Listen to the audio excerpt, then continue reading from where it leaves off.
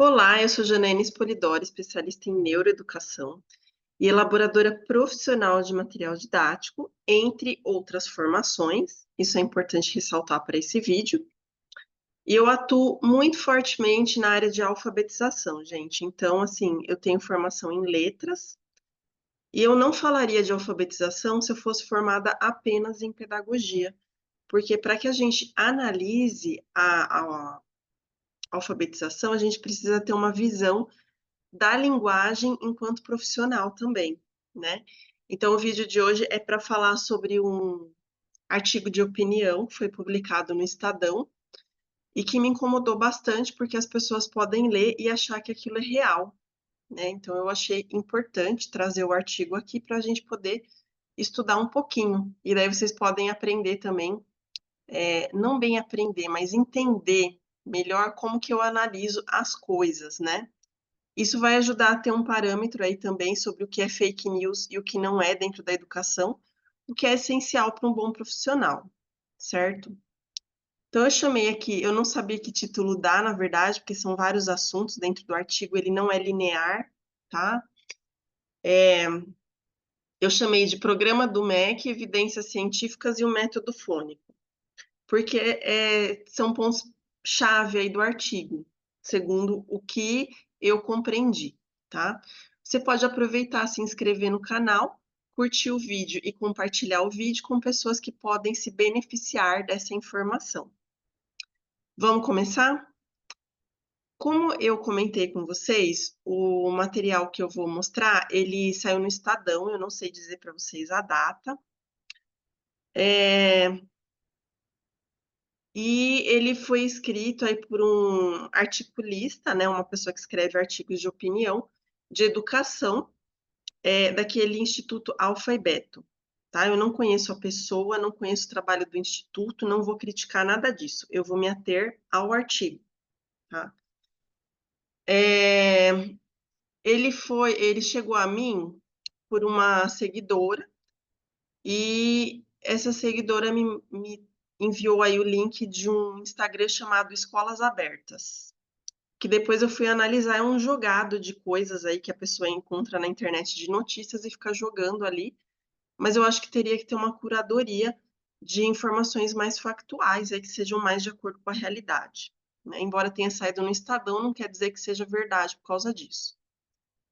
E daí eu vou comentar sobre isso na primeira. O Estadão é um jornal, para quem não conhece, às vezes nem todo mundo conhece, muito famoso aqui em São Paulo, ele tem bastante repercussão, e ele tem bastante força política, né? Até da questão aí de população, é bem preocupante que tenha um artigo assim ali, sem algumas complementações. Para poder analisar o artigo, eu tenho algumas considerações a fazer. Eu montei uma legenda de cores, a gente vai ter o amarelinho no para lembrar, o vermelhinho quando for duvidosa a informação, que daí eu vou contar para vocês o motivo, e o certeiro, o verde, tá?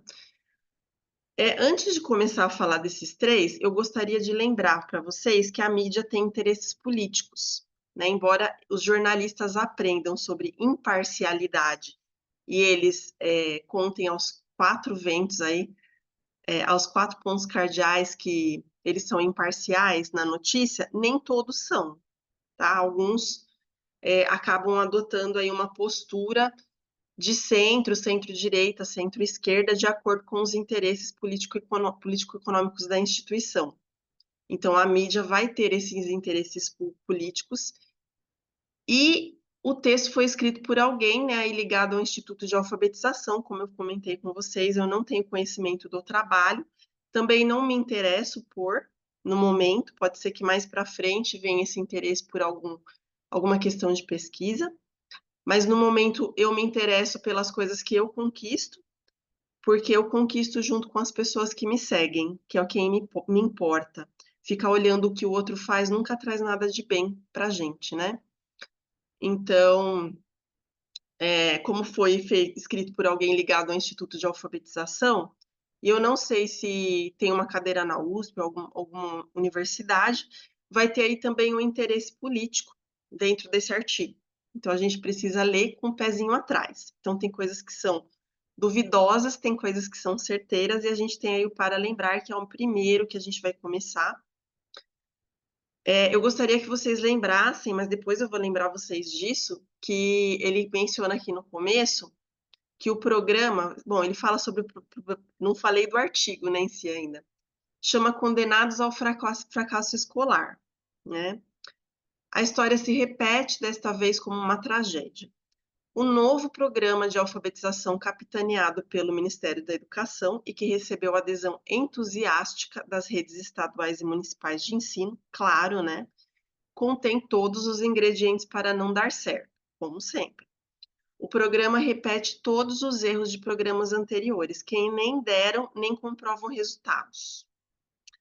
Eu quero que vocês lembrem dessa introdução, porque ela vai se contradizer no meio do artigo. Eu não vou contar para vocês aonde, mas no final dos slides eu vou trazer para vocês a prova concreta de que ele mesmo se contradiz, ou não foi feita a pesquisa como deveria ter sido, né?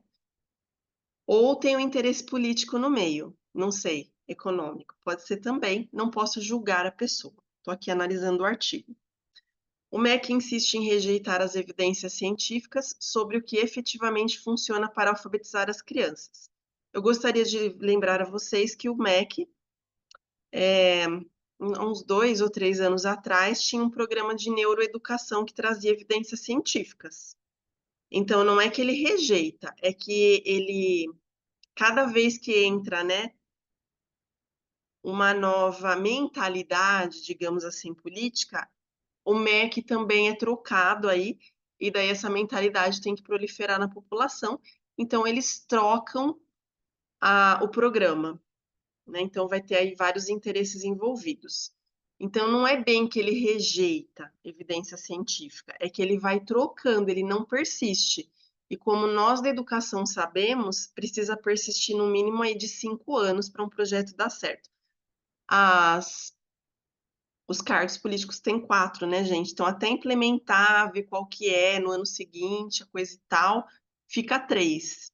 Nunca vai chegar aos 5, né? Então, a gente tem uma série de coisas aí. Mesmo com reeleição, acaba havendo umas trocas aí que vão prejudicar esse processo. Vamos falar agora de relatório e parâmetro, tá? Eu dei títulos para os trechos, né? Eu tirei aí do post, como eu falei para vocês, desse Escolas Abertas, para poder ficar um pouco mais dentro da ideia central de cada um. Então, esse aqui chama relatório parâmetro.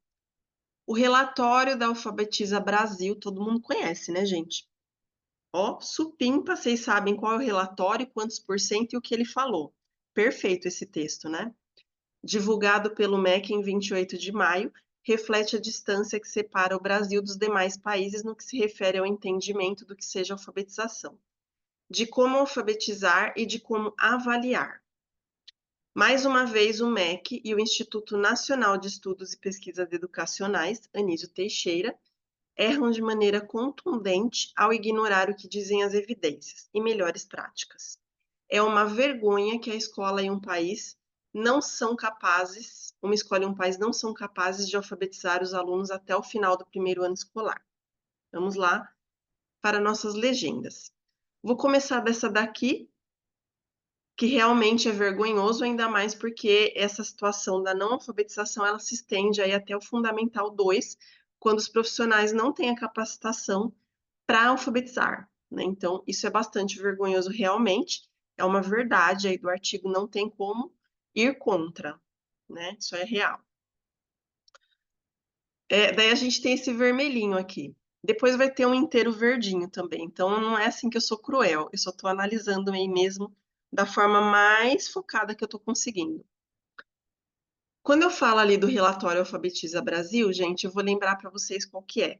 Uns dias atrás, aí no dia 28 de maio, a gente está hoje em junho, então faz poucos dias, a mídia, em vários canais de TV, nos jornais aí, também impressos e nos de internet, foi anunciado aí esse relatório que é aquele lá que falava que 56% das crianças estavam alfabetizadas até os 7 anos. Minha pergunta é, de acordo com qual parâmetro? Por quê? Para eu determinar que uma criança está alfabetizada, ela tem que passar de alfabético. E assim, é ideal que todas as crianças estejam alfabéticas até o final do primeiro ano. O alfabético, muito mais do que uma questão aí do construtivismo, é uma evidência científica também, que é isso que o artigo fala, sobre as evidências científicas. Então, vamos nos ater aos fatos. Não entender as hipóteses, que provavelmente essa pessoa não entende, porque não foi mencionada nenhuma vez no artigo, não dá à pessoa o direito de criticar, porque primeiro ela precisa entender para depois criticar, né? Então, a gente já tem esse problema aí. Além disso, ali, né, quando a gente fala, quer ver?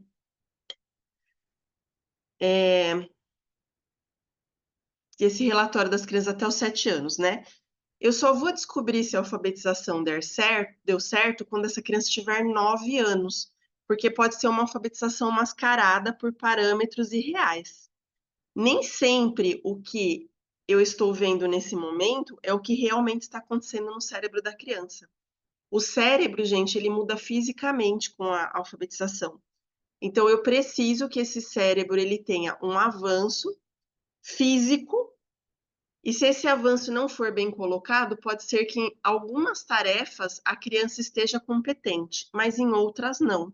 E a alfabetização, ela tem várias competências a serem cumpridas, né? Então, pode ser que até o final do primeiro ano ou até o final desses 7 anos, sim, as crianças estejam com algumas dessas habilidades cumpridas, mas eu não posso afirmar que elas estão alfabetizadas, né? Então, e quem está na sala de aula pode até comentar aí no vídeo como que estão as crianças aí até 7 anos, se é verdade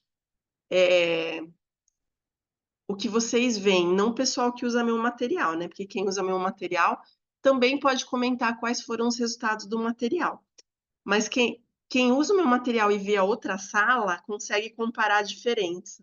A sala que não usa, a sala do professor Chupin, que quer material dos outros, a sala que só usa o que o MEC manda, porque não tem autonomia pedagógica, né? Então, tudo isso vai entrar aí nessa seara. E na questão dos demais países, então, é uma coisa aí perigosa para a gente comparar. Eu vou explicar para vocês o motivo. Como eu falei, a gente precisa ter na área de alfabetização, para falar de alfabetização, além de ser formado em pedagogia, você precisa ser formado em letras. O magistério, pedagogia, o magistério e letras. Por quê? E também não basta ser formado em letras, você tem que falar minimamente 3 línguas para você poder comparar as características físicas dessas línguas. Porque as línguas têm características físicas, gente. Eu falo algumas línguas, tá? Eu dei, inclusive, aula de inglês, espanhol e francês, e também português para estrangeiros. E eu também atuei como professora de língua portuguesa aí até o ensino médio. Então, tem uma diferença do infantil ao médio, tá? E aí, 15 anos na alfabetização em sala de aula, dentro desse tempo. Então, tem uma diferença bastante dramática para uma pessoa que não tenha tido essa experiência ou essa formação. Quando eu falo assim que os demais países estão alfabetizando, primeiro, que eu não posso falar isso sem ter ido no país. A gente tem o caso, por exemplo, da França, que é sempre tomada aí como modelo, porque dizem aqui no Brasil que, nossa, que a França alfabetiza super bem. Vou contar para vocês uma coisa importante. Dentro do possível aí, com alguns perrengues no meio do caminho, eu consigo visitar alguns dos países que são mencionados. Eu já fui para a França para estudar exatamente essa questão da alfabetização deles, e eu descobri, chocada, que nada do que chega no Brasil sobre a França é verdade. Lembrando que eu falo francês. né? Então, eu não tenho um tradutor que deturpe a informação para mim. É notícia na França o quanto a escola deles está no buraco. Eles têm um tipo de prática enquanto a criança está em casa com a mãe, então a mãe pratica princípios montessorianos em família, eles têm toda uma orientação, isso é muito legal lá. Então, assim, nota 10 nessa parte. Eles têm toda uma orientação para essas crianças em casa, como que deve ser tratado. Eles têm um arsenal nas livrarias, tem prateleiras inteiras de educação familiar, né, para poder preparar essa criança para a escola, tudo montessoriano. Quando a criança chega na escola, é aplicado o método fônico. Na ocasião que eu fui, faz aí uns 2 anos e meio, dois anos e meio, não lembro exatamente a data, mas é mais ou menos isso. É aplicado o método fônico, a criança está preparada para, mas o método fônico não dá conta, mesmo sendo uma língua tão tonal, né? Assim, não é tonal, porque tonal é mais os asiáticos, né? Ela é uma língua de características sonoras diferentes do português. Então, faz sentido eu também usar método fônico lá. Mas qual que era o problema? Que eles tinham chegado ali à conclusão na época que eu estudei lá, tá? O problema era que eles usavam só esse método na maioria das escolas. Eles precisavam mesclar os métodos porque ele não dava conta de algumas coisas. Então, esse é um fato que eu presenciei, não é uma notícia de jornal no Brasil, porque não chega aqui o que deveria chegar, e também não me contaram sobre. Eu estava lá, tá? Sem tradução, que é mais importante, porque a tradução ela deturpa, né? Então, quando fala assim que a gente ignora as evidências e melhores práticas, que os outros países são bons, é mentira, tá? É assim, semi-verdade, porque se realmente vou falar para vocês um país que eu acho muito boa a alfabetização, o Uruguai. O Uruguai é um país que assim, eles têm um nível de alfabetização bom, assim, perto do que a gente vê em outros países. E eles têm um incentivo leitor extremamente forte. Eu passei em ruas no Uruguai que tinham 12 livrarias. 12, eu contei. No Brasil, a gente fecha uma livraria a cada 3 dias. A livraria mostra o quanto é alfabetizado o povo, né? Então, pela um passeio na rua, você já percebe isso. Então, quando fala demais países, me dói muito, porque fica evidente que quer comparar o Brasil, que tem uma condição única, com uma língua única, com características únicas, com outros países que falam outros idiomas, que têm outras características e outras culturas. Isso não se faz, gente, comparar o Brasil com essas pessoas, e muito menos usar o que pode estar dando certo para eles, porque não é o caso, mas utilizar no nosso país experiência de países que não falem a nossa língua ou que não falem a nossa língua gêmea, que é o espanhol, a mais próxima do português é o espanhol, dentro aí da linguística, tá? Que é a minha formação em letras permite que eu fale isso, e meu conhecimento de língua espanhola e portuguesa também. Dentro desses parâmetros aí, já cai por baixo esse negócio de comparar a gente com outro lugar. Isso daí dói no coração mesmo, sabe? É assim, angustiante ver pessoas que supostamente são bem estudadas falando para a gente comparar com outros países ou trazer teoria dos outros países para nós. A gente traz sim algumas teorias, mas desde que elas não impliquem no obstáculo da parte física da nossa língua, sabe? Então, por exemplo, leitura, eu estudo de autores espanhóis, de espanhóis de Madrid, de Barcelona. Eu não estudo de autores, por exemplo, da China, porque é um outro tipo de leitura. Não faz sentido, entendeu? Então, por isso que também as hipóteses entraram no Brasil, porque vem de um estudo aí da língua espanhola, que é a língua gêmea. Então, eu consigo trazer coisas de lá para cá e de cá para lá. Mas eu não consigo trazer, por exemplo, um ensino de coisas de língua inglesa para cá, porque não vai dar certo. Tá fadado ao fracasso, né? Então, esse negócio de comparar, comecem a se preocupar muito quando vocês leem isso em artigo, né? Na verdade, foi um dos motivos de eu começar na vida digital, que eu comprei aquela revista Educação, que era super cara na época, e falava sobre os métodos dos Estados Unidos, e alguns países da Europa e o quanto eles eram superiores aos nossos. E não se considerava essa questão da língua, não se considerava que não chega informação no Brasil, contavam o que dava certo lá, mas sem levar em consideração tudo isso. Eu peço até desculpas por ficar mais tempo nesse slide, mas eu achei importante ressaltar isso para a gente não se comparar jamais a outro país em relação à alfabetização, porque a gente tem condições únicas. Enquanto a gente focar nos outros, a gente não consegue cuidar da gente. Agora, sobre a alfabetização no primeiro ano, gente. A alfabetização é a primeira tarefa da educação formal, entre aspas, tá? Porque antes de alfabetizar, a gente tem uma estrutura de 13 elementos que a criança precisa aprender, que é o repertório de alfabetização. Tá dentro da alfabetização? Tá. Mas não tem o nome alfabetização com as coisas de alfabetização que a gente conhece. Então, quando eu tenho um repertório de alfabetização, eu vou lidar com itens como forma, quantidade.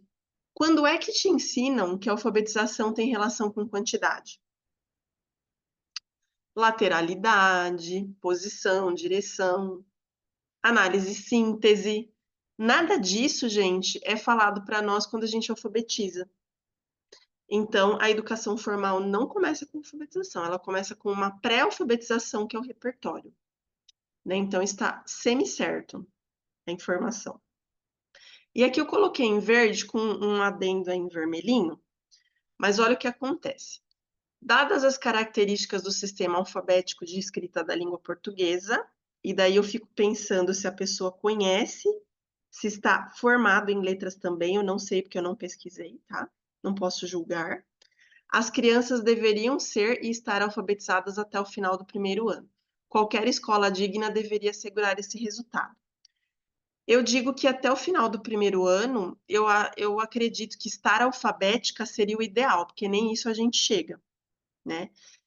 Estar alfabetizada, a gente só vai descobrir se essa criança de primeiro ano está alfabetizada quando ela chegar no final do segundo ano.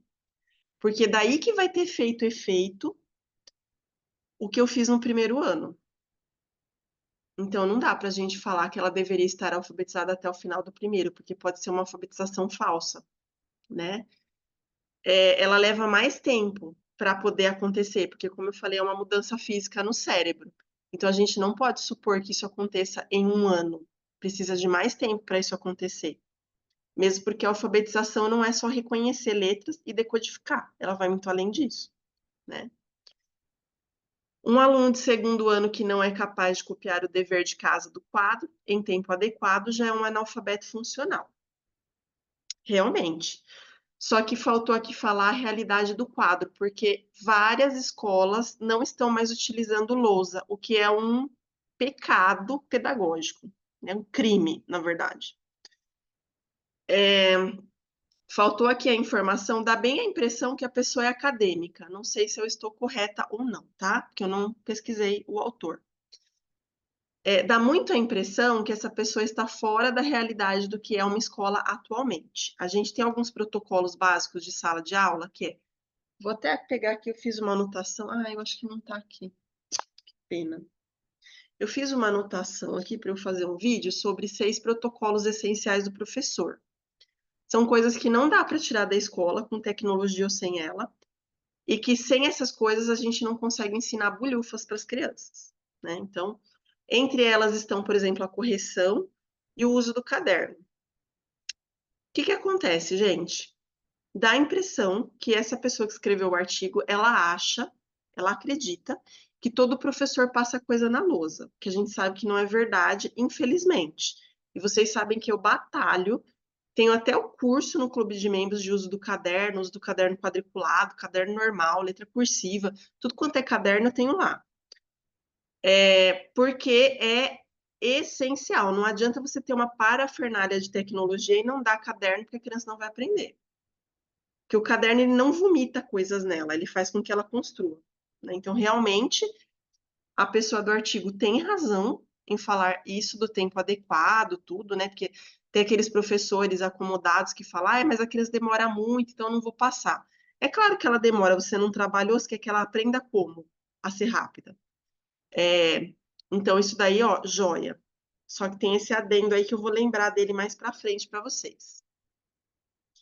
Vamos lá.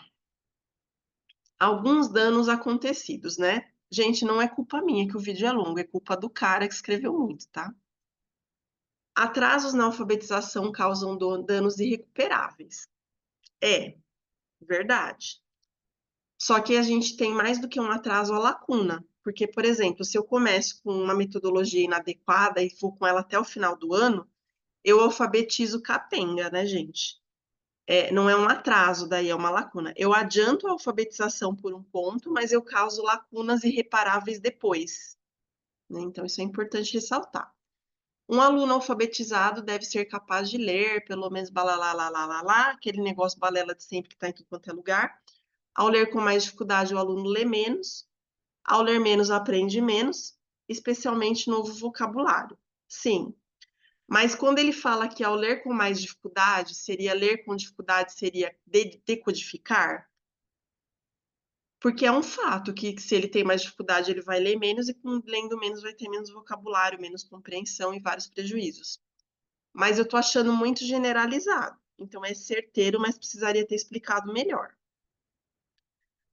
E olha a diferença que faz um profissional de letras na hora da escrita de um artigo, né, gente? Olha, eu puxando a sardinha do povo aí, licenciatura plena em letras. E daí a gente vem com a ladainha de sempre. A alfabetização é a área em que existem mais conhecimentos científicos consolidados.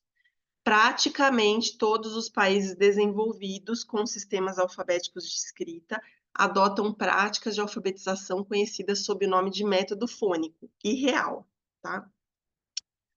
Mas vamos lá, realmente a alfabetização é a área que tem mais conhecimentos científicos consolidados. Consolidados não quer dizer eternos, porque pode ser que esteja consolidado hoje e amanhã um outro cientista encontre outra coisa que tenha uma evolução nisso e não seja mais tão verdade assim. Por isso é perigoso lidar com ela, porque a gente vai ter vários países pesquisando sobre, porque é uma coisa realmente difícil de acontecer, por ser uma construção cerebral. Então, a gente vai ter a tendência a ter que filtrar se daquele país pode ou não, e também vai ter que ter uma tendência, enquanto profissional, de entender o limite desses conhecimentos, né? Porque o conhecimento dos anos 80 não é o conhecimento dos anos 2024, tá? Alguns servem, outros não. E quando a gente fala de todos os países, aí cai naquilo que eu falei lá. Ter um sistema de alfabeto, porque é o sistema de alfabeto, gente, Brasil, França, Estados Unidos, Espanha, né? Todo mundo aí tem. Espanhol, francês, norueguês, né? Só não vai ter aqueles que usam caracteres especiais, como o russo, né? Que usa o alfabeto cirílico, não deixa de ser um alfabeto.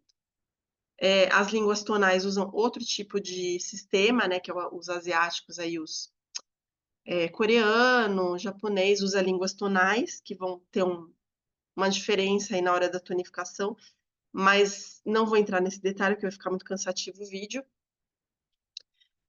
Mas ter esse sistema não vai justificar que todo mundo use o mesmo método, porque, como eu falei, a característica física dessas línguas são diferentes. Característica física, o que eu falo é emissão, né? Então, quando eu falo, por exemplo, vou dar o exemplo do francês que a gente falou dele, né? Quando eu falo água em francês, eu escrevo E, A, U, mas eu falo O. Então, três vogais têm o som de uma emissão sonora. E, A, U para escrever e para falar é O, tá? Eu até poderia ler um texto aqui em francês para vocês verem como é diferente do português, porque em português a gente realmente fala todos os fonemas, com algumas alterações, adequações, por exemplo, a X e CH, que essas coisas de ortografia. Em inglês, gente, mesma coisa, a gente tem ali uma questão sonora muito diferente do português, então não dá. Eu faço material para os Estados Unidos, didático, não dá para eu fazer o mesmo material lá e aqui. Não dá, porque são coisas diferentes. Não daria certo fazer o material que eu faço para Nova York aqui para o Brasil, no mesmo estilo, porque não traria resultado, porque a língua é diferente. Eles trabalham muito com o sistema de palavras de 3 letras, porque eles são uma língua sintética. Inglês é língua sintética, tá? Isso significa que eles têm palavras reduzidas. Se vocês verem um livro em inglês e o mesmo livro traduzido para português, vocês vão ver que tem mais páginas, que a gente é uma língua quantitativa, como o espanhol, por isso que são gêmeas, né? Então, ter esse sistema alfabético não justifica que eu use o mesmo método. Na verdade, me faz criar uma precaução em relação a isso. E o método fônico, gente, ele é modinha desde o século XVI. Ele é reinvenção da roda, todo século tem um infeliz que traz esse negócio de volta. Não vou falar que seja ruim. A gente também utiliza método fônico para alfabetizar, eu também utilizo.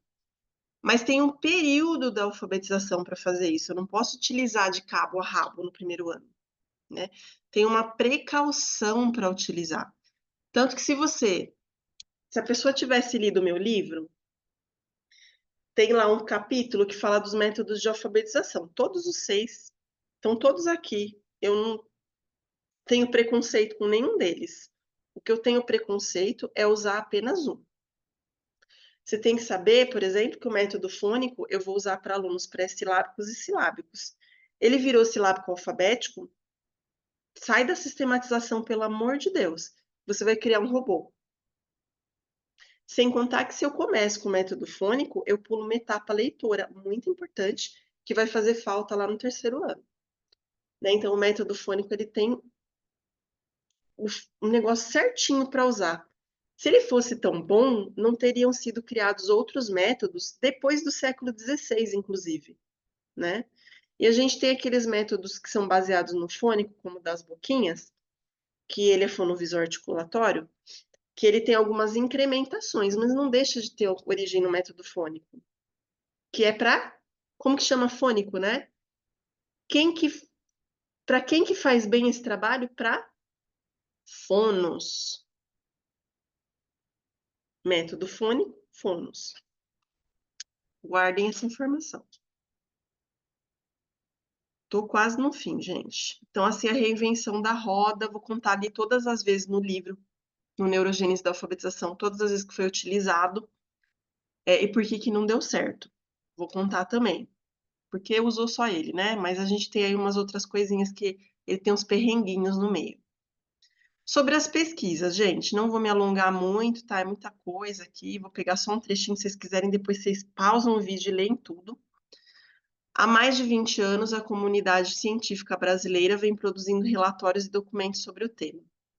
Comunidade científica. Uma coisa é a comunidade científica produzir e outra é ser aplicável em sala de aula. Todo mundo sabe disso, né? E eu vou contar para vocês uma coisa assim, em off aqui pública no YouTube. Vocês sabem que eu participei, né, de produção de material para a comunidade científica para fazer uma pesquisa de campo sobre as hipóteses de escrita ali dentro da neuropsicopedagogia para avanço das crianças aí com dificuldade. E eu vou contar para vocês que eu vi umas coisas assim preocupantes que apareciam junto. Eu não vou abrir para vocês o que são, mas devido a essas coisas eu tomei a decisão de me retirar da parte científica no momento. Talvez eu volte mais para frente. Mas eu tomei, assim, me pediram, faz mais material de consciência fonológica, não sei o quê, mas eu achei que tinha alguns pontos que não eram justos, nem com os profissionais da educação e nem com as pessoas que fazem o material para pesquisa, no caso eu. Eu me senti assim sugada e, na verdade, a intenção era mostrar que qualquer coisa dá certo, entendeu? Na verdade, o que modificava ali era a pessoa ficar dedicada à criança. Não era nem tanto o material, vou ser bem sincera. Não que o meu material não tenha dado certo, ele deu certo, mas alguns outros materiais são simplesmente uma figura para falar qual que é o verbo que tem naquela figura. Uma figura da internet. Detalhe, não é nem feita para aquele material. Então é bem lamentável aí. Então eu tenho muito pé atrás com a comunidade científica brasileira, tá? Não posso julgar todo mundo que está ali, de novo, antes que interpretem errado. Eu não estou falando que é tudo um lixo, né? Mas a gente precisa assim, ter sempre o pé atrás, porque nem sempre o que nos contam é a realidade. E daí eu queria que vocês tivessem atenção à formação. Deixa eu ver se eu. Ah, não. Eu ia falar, deixa eu ver se eu grifei aqui, mas ó, fala ali no comecinho, tá? Vou pegar só o comecinho de exemplo. Como o livro, então ele cita o livro lá, olha, puxando a sardinha para o método fônico, né? Alfabetização, método fônico de Fernando Capovilla e Alessandra Seabra. Super admiro os dois, mas não para alfabetização, tá? Já vi palestra dele eu não tive oportunidade. Mas o que acontece? Eles são mais voltados para a área de psicologia, gente, neuropsicólogos. Né? A mesma coisa quando eu faço curso com um neuropsicólogo, tem alguém no meio da sala e pergunta, mas e a letra cursiva? E daí ele vem e verborreia assim, as bobagens sobre letra cursiva que ele nunca estudou e nunca teve contato. Então, porque eu acho que não é adequado, que para a parte psicológica realmente não é adequado. Mas o psicólogo não tem direito algum de entrar na minha área, que é a pedagogia e a alfabetização.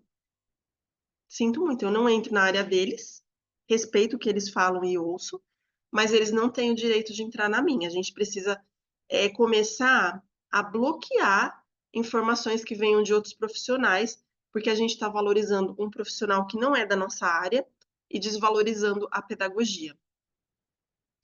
Então, eu acho super importante vocês prestarem atenção na formação da pessoa quando ela lança alguma coisa.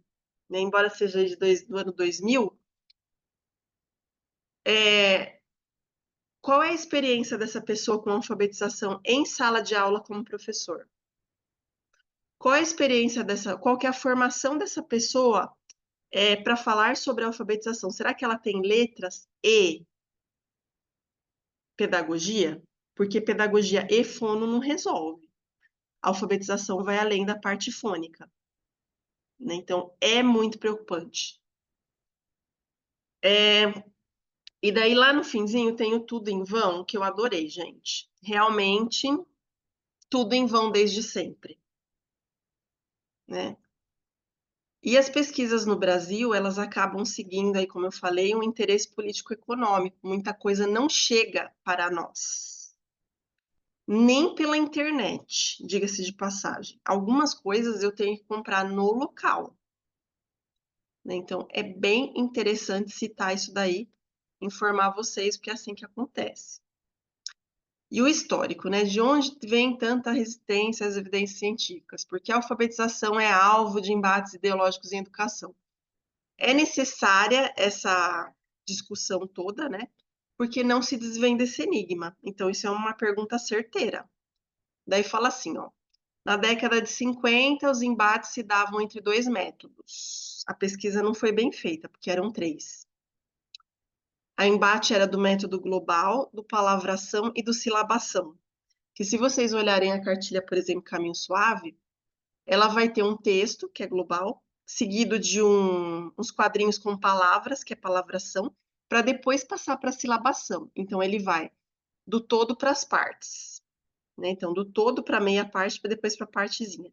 Mais o RA, que é o repertório de alfabetização. Porque se vocês olharem os livros dessa época, porque eu tenho livros desde 1940 aqui em casa, que eu até mostro para o povo de elaboração, do curso de elaboração, ele vai ter sempre o repertório de alfabetização, que é o que vai preparar a criança para ser alfabetizada. E sobre a questão de aprender a ler, eu também achava isso, mas eu estava equivocada. Porque quando eu falava de alfabetização, algumas pessoas colocavam, porque nos anos tal, né, todo mundo era alfabetizado. Mas pensem assim, quantas pessoas iam para a escola nessa época? Nem todo mundo tinha estudo, né? Pensem na avó de vocês, bisavó, muitos não tinham até o quinto ano, quarto, quinto ano do ensino primário, como dizia na época, né? Então, alguns aprendiam que estavam na escola, mas nem todos, porque eu já coloquei uma vez que todos aprendiam, e uma pessoa falou que ela não aprendeu. Então, eu não posso julgar que uma população inteira tenha aprendido sem ter feito essa pesquisa massiva, porque com 200 pessoas não vale. Olha o tamanho da população do Brasil, gente. E daí a gente tem ali que na década de 70 a alfabetização e a escola entram em crise. Aí entrou num terreno engraçado, cercadas de teorias estapafúrdias e equivocadas. Tudo bem. Eu não posso analisar essa fala do artigo porque eu não sei a quais teorias que ele está se referindo. Não está, não está evidente, tá? Só que vejam, eu sou uma criança dos anos 70. Vocês acham que eu tenho algum problema de alfabetização?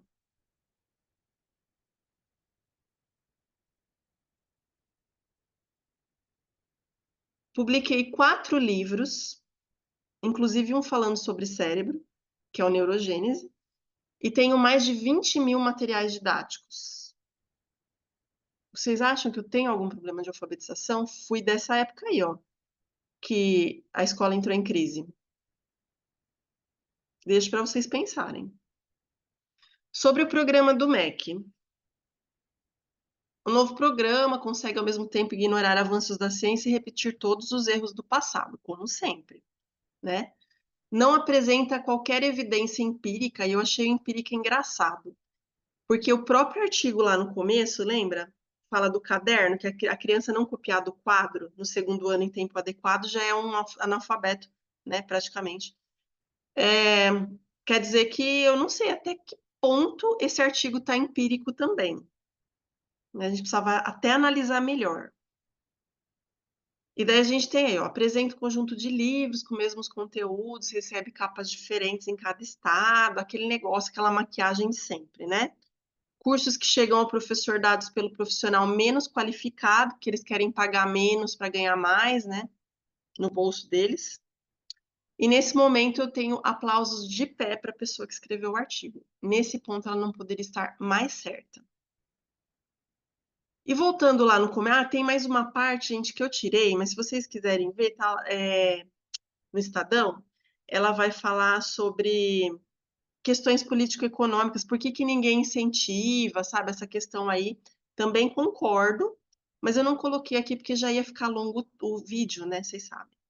Voltando lá no começo, vocês lembram que ele falou que o programa do MEC repete todos os erros de programas anteriores, que nem deram e nem comprovam resultados, e que durante o artigo ficou bem claro que ele tem uma certa defesa pelo método fônico, né? Eu mostrei para vocês lá que ele cita lá o método fônico 2 vezes, né?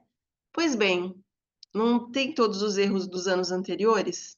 Então, é que o brasileiro tem memória curta, né? Mas de 2009 a 2012, o método das boquinhas, que é baseado no método fônico, ele tem origem ali, ele é aprovado pelo MEC como tecnologia educacional e implantado em um monte de escolas, tá? Reflita comigo a qualidade de ensino, quem está na sala de aula, que pegou esses alunos, apresentada pelos jovens entre 18 e 21 anos atualmente.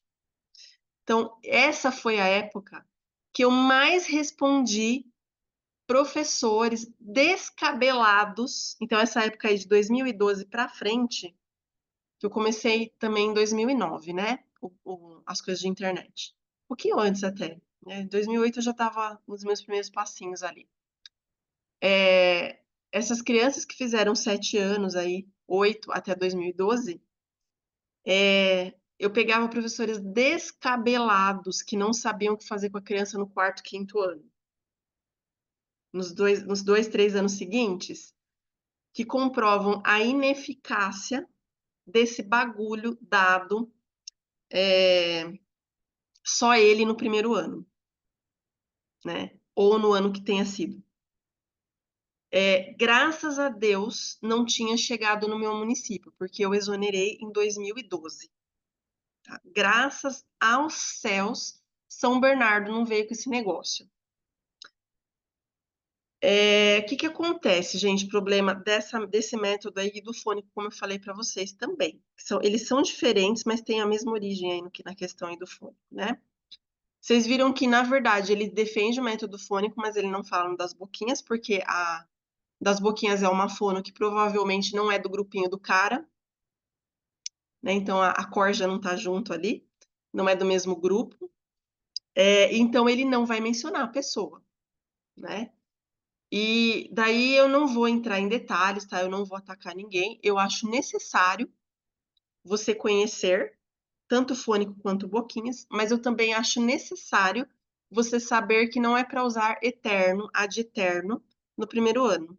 É o tipo de método que você dá durante um períodozinho da alfabetização. E ele não é o primeiro, tá? O primeiro período. Tem primeiro repertório de alfabetização, crucial que seja antes de quaisquer métodos, independentemente se é global, boquinha, silabação, tem que ter o repertório antes. Daí a gente dá um pouco de soletração, que é o método mais antigo da história, e ele tem um sentido para ser o mais antigo, né? Ele tem uma necessidade cerebral para isso, por isso que ele não extinguiu, senão já teria extinguido. E depois a gente entra com boquinhas. Só que na parte comercial, quem vende o método fala assim: não, vocês usam só isso. Porque se usar outras coisas, vai usar menos aquilo e vai ganhar menos dinheiro. É assim que funciona. E se você quiser entender melhor os 6 métodos, sem ficar focando em um, né, que é o que faz prejudicial aí na escola, esse é o grande problema da coisa, tem o meu livro, O Neurogênese da Alfabetização, que eu penei para fazer muito, né? Eu tive que investir muito dinheiro em livro, em bibliografia, inclusive estrangeira, não dessas daí, né, que eu falei para vocês que a gente não confia, mas nas confiáveis, então tem um limite para isso, você tem que saber o limite. São quase 200 páginas de muita informação aqui que eu acho que vale a pena você ter, se você quiser se respaldar de informações para saber se são confiáveis ou não, digamos assim. Espero que vocês tenham gostado do vídeo. Peço desculpas pela extensão dele. Eu queria muito fazer em partes, mas a gente sabe que parte 1, parte 2, parte 3 não dá certo no YouTube. Mas eu me dediquei muito, gente, à análise desse artigo aí. Eu espero que tenha ficado bom para vocês, bem claro, os pontos que a gente acredita e os que a gente não acredita. E os que a gente fica com o pezinho atrás, né? Assim, é parcialmente verdade. Né? Daí vocês têm que ver isso dentro da realidade de vocês também. Não adianta vir eu falar. Você precisa enxergar dentro.